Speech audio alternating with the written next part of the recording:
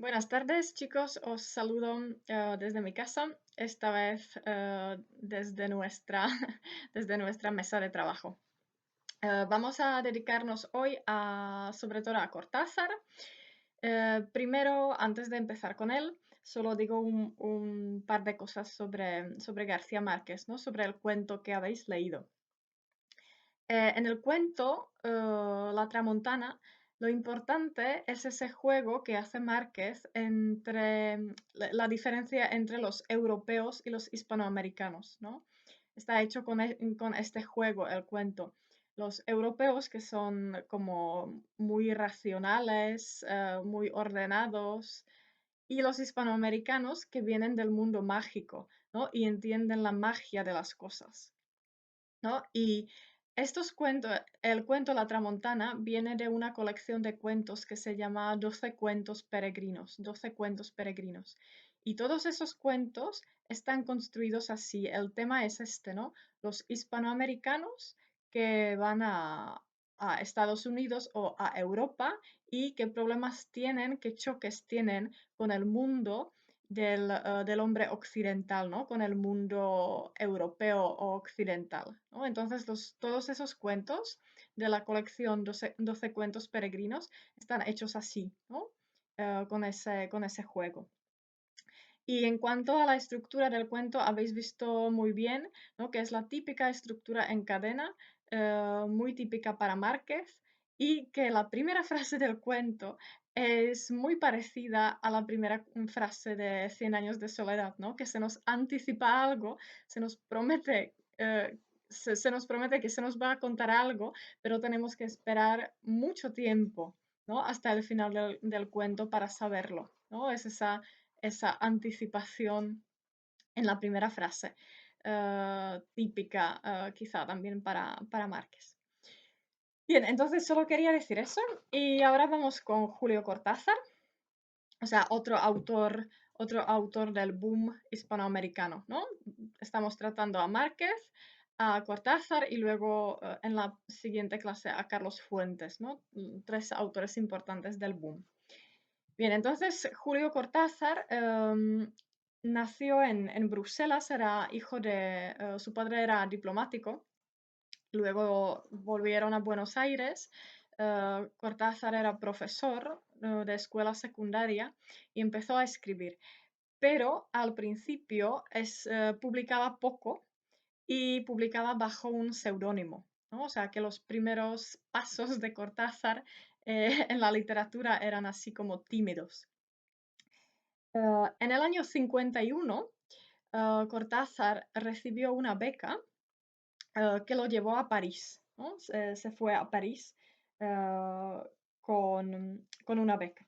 Entonces luego se quedó en París, empezó a trabajar para la UNESCO como traductor, o sea, era traductor para la UNESCO y empezó a escribir y publicar más, ¿no? Entonces luego en el año 63 publica su novela más famosa, Rayuela, en el año 63 y se hace famosísimo, ¿no? De repente salta a la fama. Entonces luego ya se dedicaba a escribir. Cortázar obtuvo la ciudadanía francesa, así que al final se quedó en Francia y murió en París en el año 84. Y está enterrado en París. Así que si queréis visitar la tumba de Cortázar, lo, lo podéis hacer en París. Cortázar era sobre todo cuentista, ¿no? O sea, tiene muchos cuentos. Y él mismo decía que es un cuentista que a veces escribe novelas, ¿no? Tiene algunas novelas, aunque la mayoría quizá de su obra son cuentos. Entonces, antes de irse a París, por ejemplo, publicó unos cuentos que se llaman Bestiario. Bestiario, es una colección de cuentos.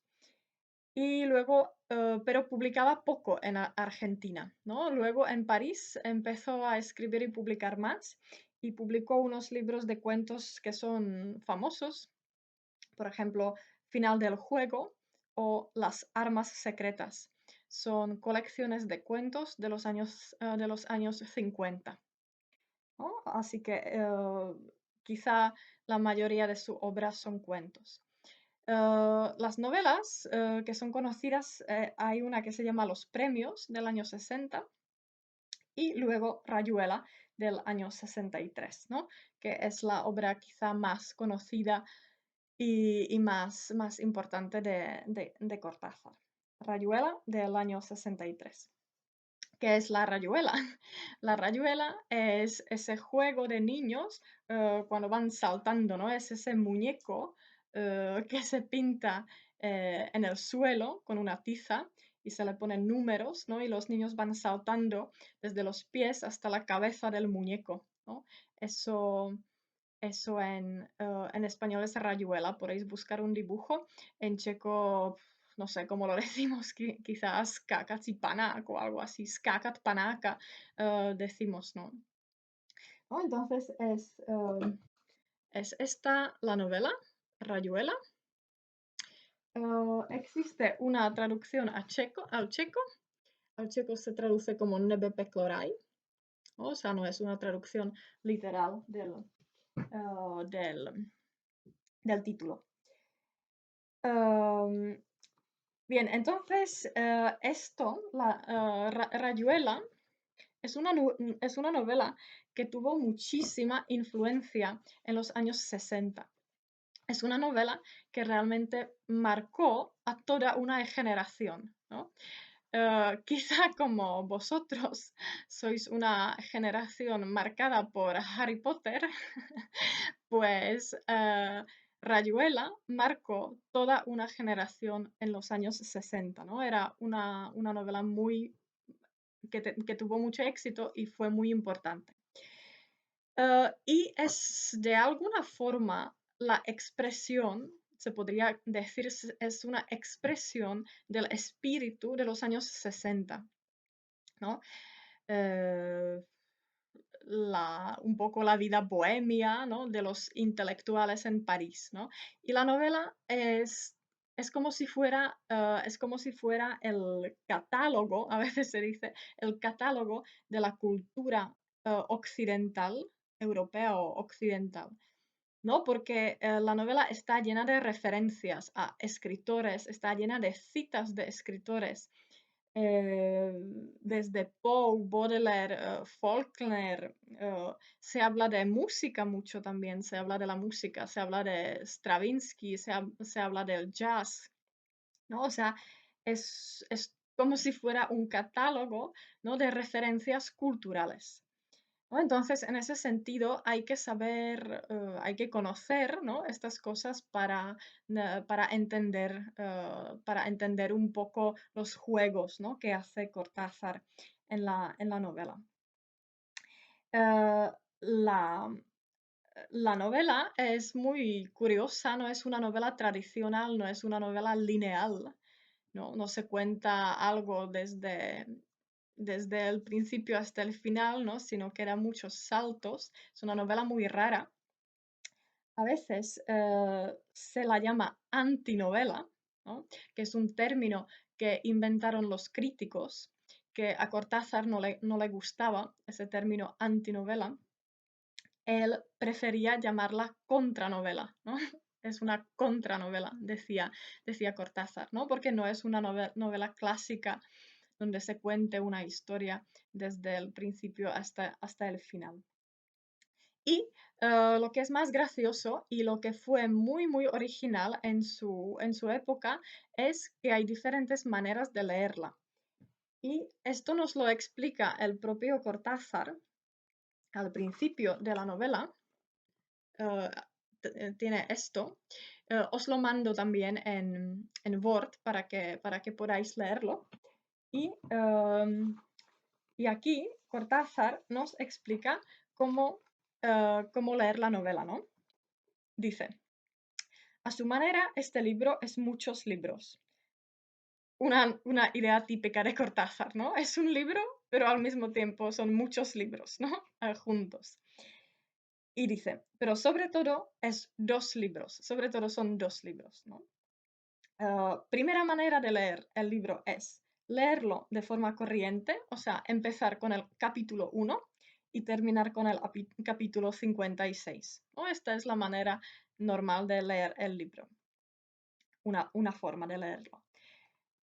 Pero el segundo libro, o sea, la segunda manera de leerlo, se deja leer empezando por el capítulo 73 y siguiendo luego en el orden que se indica al pie de cada capítulo, ¿no? Y por eso Cortázar nos da aquí esta tabla de cómo leer el libro en esa segunda manera, ¿no? O sea, que se empieza con el capítulo 73, luego lees el 1, el 2, luego lees el 116, luego el 3, luego el 84, luego el 4, ¿no? Y vas saltando, ¿no? O sea, que no lo lees desde el principio hasta el final, sino que vas saltando, ¿no?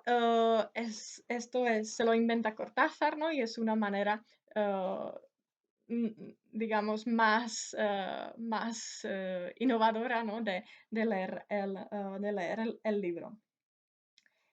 ¿No? Entonces, ¿por qué hace esto Cortázar?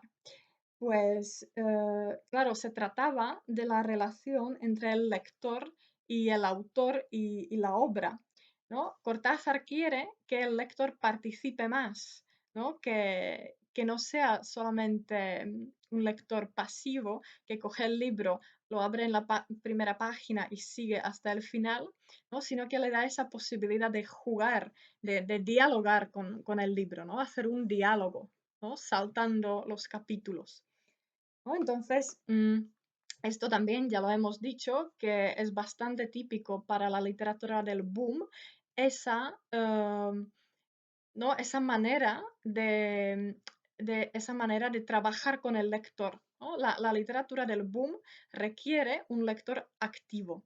Eso ya se ve en Juan Rulfo, porque la novela Pedro Páramo necesita un lector activo, eso ya lo hemos dicho. Se ve en Márquez, se ve aquí en Cortázar, en Rayuela, y lo vamos a ver en la siguiente clase también en Carlos Fuentes, en la novela La muerte de Artemio Cruz, ¿no? Son todo novelas. Todas estas novelas requieren lectores activos que se van a parar a pensar y que se darán, digamos, un trabajo de dialogar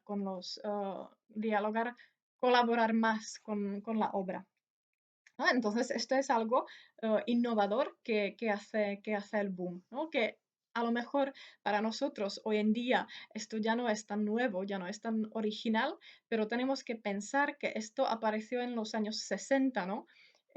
Y era muy original en la época. Bien, entonces, ¿de qué trata la novela? En la novela hay dos personajes importantes.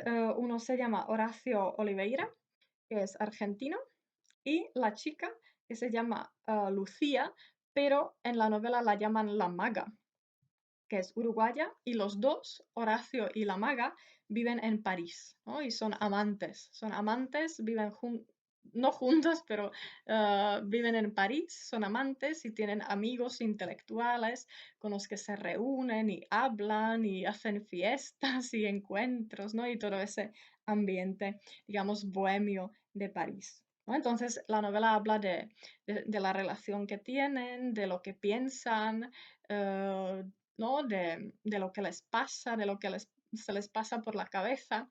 Es una novela donde quizá no es una novela de acción, ¿no? Sino más bien es una novela de pensamientos y referencias culturales. La primera parte de la novela sucede en París y luego la segunda parte sucede en Buenos Aires. Y es una novela que cuestiona, donde se cuestiona todo, ¿no? El amor, ¿existe el amor? El sentido de la vida. ¿Hay un sentido, ¿no? En todo lo que hacemos o no hay ningún sentido, ¿no? El arte, ¿no? ¿Existe el arte o todo eso es una tontería? ¿Existe la literatura o no existe? ¿No? Entonces es una novela que se cuestiona todo, donde se cuestiona todo.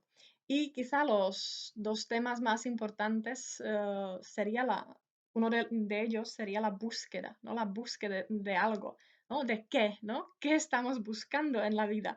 Eh, Día a día, cada día hacemos algo, ¿no? ¿Por qué, no? ¿Qué es lo que estamos buscando? ¿no? ¿Qué es lo que estamos buscando? Lo ideal, la perfección, la belleza, el amor, el cielo, ¿no? Por eso se llama Rayuela la novela, ¿no? Porque cuando haces el juego de la rayuela, vas subiendo, ¿no? Desde los pies del muñeco hasta la cabeza, ¿no? O sea, vas como si subieras hacia el cielo, ¿no? De alguna forma. ¿No? Entonces, uno de los temas de la novela es la búsqueda. Y luego también el azar, o sea, la casualidad, ¿no? Y eso tiene relación con las vanguardias, por ejemplo, con los dadaístas, ¿no?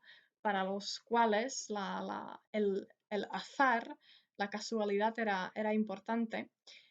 Y aquí a mí me gusta siempre citar un verso o un poema muy famoso de un poeta francés, Stéphane Mallarmé, un poeta francés de la segunda mitad del siglo XIX, que tiene un verso, un libro, que es un libro rarísimo, pero es un poema, ¿no? Y tiene un verso muy famoso que dice, un coup de dés jamais n'abolira l'hasard. O sea, en español, una tirada de dados nunca abolirá el azar, ¿no? Cuando tiras los dados, ¿no? Una tirada de dados nunca abolirá el azar, ¿no? Me encanta este verso, es muy bonito, ¿no? Porque la tirada de los dados, ¿no? Cuando tiras los dados, o sea, kostky, ¿no? En checo, když házíte kostkama, cuando tiras los dados, eso es un hecho, eso es un acto de tu voluntad, ¿no? Tú, por tu propia voluntad, tiras los dados, es un acto de voluntad. Pero el resultado es una casualidad, el resultado es un azar, ¿no? Se debe al azar. O sea, tú tienes tu voluntad para hacer algunas cosas, pero el resultado depende del azar, ¿no? Ten výsledek je vlastně dílem náhody, ¿no? El azar, náhoda. ¿No? Qué bonito, ¿no? Es una imagen y es un pensamiento fantástico, ¿no? Entonces, esto se puede aplicar muy bien a la novela, ¿no? La novela trata también del azar ¿no? Y de la voluntad humana, de lo que hacemos por voluntad y del azar.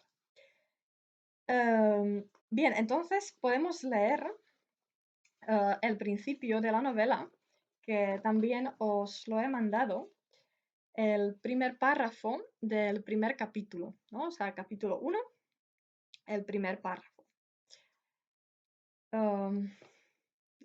Dice, encontraría a la maga. ¿No? Y aquí nos podemos parar. Me gusta mucho analizar las primeras frases, ¿no? de las obras literarias, ¿no? Fijaos, ¿no? Qué increíble. La novela empieza con una pregunta. Empieza con una pregunta, ¿no? Que es rarísimo, ¿no? Es muy poco usual y es muy típico. Esta pregunta expresa muy bien el espíritu y el tema de la novela, ¿no? O sea, es una pregunta, primera cosa. Y segunda cosa, la pregunta es, ¿encontraría a la maga? O sea, ¿la voy a encontrar? ¿Voy a encontrar a la maga? Eh, ¿no? Entonces está buscándola, la está buscando, ¿no? O sea que eh, ya en la primera frase, ¿no? Tenemos todo el tema de la novela, ¿no? Que es la gran pregunta, ¿no? Y una gran pregunta y el azar, ¿no? Y la búsqueda, ¿no? Así que, ¿encontraría a la maga? Tantas veces me había bastado asomarme viniendo por la Rue de Seine al arco al arco que da al quai de Conti, y apenas la luz de ceniza y olivo que flota sobre el río me dejaba distinguir las formas, y ya su silueta delgada se inscribía en el Pont des Arts, ¿no? O sea que eh, ellos se encuentran casualmente por la calle, ¿no? No tienen cita. Nunca se dicen, vamos a vernos mañana a las 2 en la plaza tal y cual. No hacen eso. Son amantes, pero no hacen eso. Se encuentran en París casualmente, ¿no? A veces andando de un lado a otro, a veces detenida en el pretil de hierro, inclinada sobre el agua. Y era tan natural cruzar la calle, subir los peldaños del puente, entrar en su delgada cintura y acercarme a la maga, que sonreía sin sorpresa, convencida como yo de que un encuentro casual, ¿no? Un encuentro casual era lo menos casual en nuestras vidas y que la gente que se da citas precisas es la misma que necesita papel rayado para escribirse o que aprieta desde abajo el tubo de dentífrico, ¿no? Entonces aquí, ¿verdad? Tenemos la idea de la casualidad, ¿no? Ellos son amantes y sin embargo no serán citas, se encuentran de casualidad por la ciudad, ¿no? Y Cortázar aquí está jugando con la idea de que hay dos tipos de personas. Unas personas que son muy ordenadas, necesitan una agenda donde apuntan las citas, necesitan papel rayado, ¿no? O sea, linkovan y papir para escribir. Y cuando tienen el tubo de la crema de dientes, lo aprietan desde abajo, ¿no? Esas son las personas ordenadas, son las personas que tienen menos fantasía y, digamos, son personas menos románticas, ¿no? El segundo tipo de personas son las personas que no serán citas, se encuentran de casualidad, no utilizan papel rayado y cuando tienen una crema de dientes, pues la aprietan así sin orden, ¿no? No van desde abajo, sino que van desde el medio, ¿no? Así que podéis pensar a qué grupo pertenecéis, ¿no? Esto es una idea también típica de Cortázar, que luego juega con esto en este libro que se llama Historias de Cronopios y de Famas, que es una especie de libro, es rarísimo, pero es muy divertido, os lo recomiendo mucho. Si lo leéis os vais a divertir mucho. Es un libro muy raro, no son exactamente cuentos, ¿no? Y aquí Cortázar se inventa tres tipos de seres, ¿no? Que son seres imaginarios, pero es como si fueran personas, ¿no?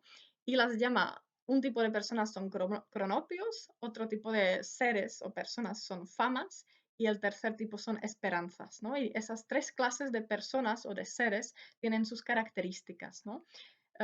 ¿No? Entonces es una idea parecida a lo que aparece aquí en este párrafo, ¿no? Así que historias de cronopios y de famas. Os lo recomiendo, os vais a divertir mucho. Bien, ¿no? Entonces, este es el primer párrafo, ¿no? Donde ya se ve un poco el espíritu y el tema de la novela. Ahora me he hecho un poco de lío de papeles, pero podemos seguir leyendo. Podemos seguir leyendo el capítulo 3, que también tenéis, ¿no? Es el principio del capítulo 3, que empieza. El tercer cigarrillo del insomnio se quemaba en la boca de Horacio Oliveira sentado en la cama. Entonces, fijaos, el primer capítulo está contado en primera persona. En el primer capítulo es Horacio Oliveira, quien está pensando y quien está observando, ¿no? Es su voz, digamos. Mientras que el tercer capítulo está en tercera persona. La novela salta, ¿no? Hace esos saltos. Hay capítulos que están en primera persona, hay capítulos que están en tercera persona, ¿no? Que es curioso también. Y siguen. Una o dos veces había pasado levemente la mano por el pelo de la maga, dormida contra él. Era la madrugada del lunes, habían dejado irse la tarde y la noche del domingo, leyendo, escuchando discos, levantándose alternativamente para calentar café o cebar mate, ¿no? Y luego sigue hablando de lo que hacían, ¿no? Entonces, claro, eso nos da un poco la idea de cuál es su relación, ¿no? Son amantes, ¿no? Bueno, que están en casa así un poco tirados, escuchando música, hablando, ¿no? De literatura, ¿no? Intelectuales, ¿no? Todo ese ambiente bohemio. Y luego el segundo párrafo dice, se sentía muy bien, como siempre, que la maga y él habían conseguido llegar al final de un encuentro sin chocar y sin exasperarse.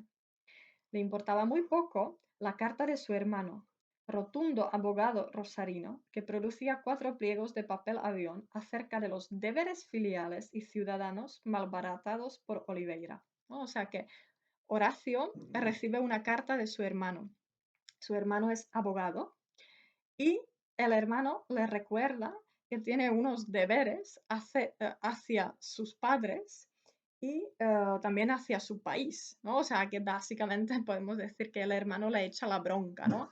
Tú inútil estás allí en París gastándote dinero, ¿no? Bebiendo allí vinos y cafés, ¿no? Entonces aquí este es un tópico, ¿no? Este es un tópico literario, ¿no? Del protagonista romántico, ¿no? Que está en choque o que está en contraste con el mundo práctico, ¿no? Y el mundo práctico aquí está representado por el hermano, ¿no? Por el hermano y su carta, ¿no? Y luego, un poco más abajo, hay un párrafo bonito que dice, hay un trozo bonito que dice, por la mañana, o sea, mañana por la mañana, tendría que ir a lo del viejo Truy, o sea, un amigo, ¿no? Y ponerle al día la correspondencia con Latinoamérica, ¿no? O sea, contarle las noticias. Salir, hacer, poner al día, no eran cosas que ayudaran a dormirse. Poner al día, vaya expresión. Hacer algo, hacer el bien, hacer pis, hacer tiempo, la acción en todas sus barajas. Pero detrás de toda acción había una protesta, porque todo hacer significaba salir de para llegar a, o mover algo para que estuviera aquí y no allí, o entrar en esa casa en vez de no entrar, o entrar en la de al lado. Es decir, que en todo acto había la admisión de una carencia, de algo no hecho todavía y que era posible hacer.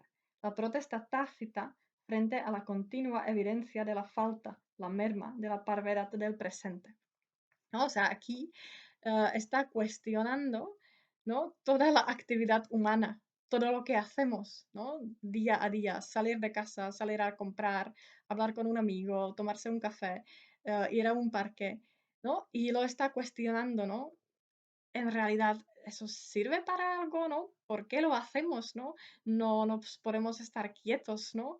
¿No? Está cuestionando si todo esto, si toda la actividad que desarrollamos como personas, si tiene algún sentido, ¿no? Y que quizá podría ser mucho mejor simplemente no hacer nada, ¿no? No hacer nada de nada, ¿no? Quedarse quieto y quedarse parado, porque al final tiene el mismo efecto, ¿no? Nos vamos a morir y da igual si te has tomado 100.000 cafés con tus amigos o si no te has tomado ninguno, ¿no? Está cuestionando toda la actividad humana, ¿no? Todo lo que hacemos. Bien, así que esto quizá os da un poco una idea de cómo es la novela. Os la recomiendo. La novela es buena, es divertida. Yo creo que si la leéis os vais a divertir. Si la queréis leer, la tenéis que leer ahora, porque es una novela para gente joven y tenéis que leerla ahora que sois jóvenes, porque os puede pasar que si la dejáis para después, ya después de algunos años o, bueno, sois muy jóvenes, ¿no? Pero luego ya no os gustará, ¿no? Es una novela que eh, para gente joven, ¿no? Para que tienen espíritu joven, yo diría. Bien, entonces tenéis que leer el cuento Las babas del diablo que os mando y también os adjunto preguntas para este cuento. A ver si me lo podéis mandar hasta el viernes que viene, el 24 de abril. Bien, bueno, pues nada más y os mando muchos saludos y espero que sigáis bien. Hasta luego.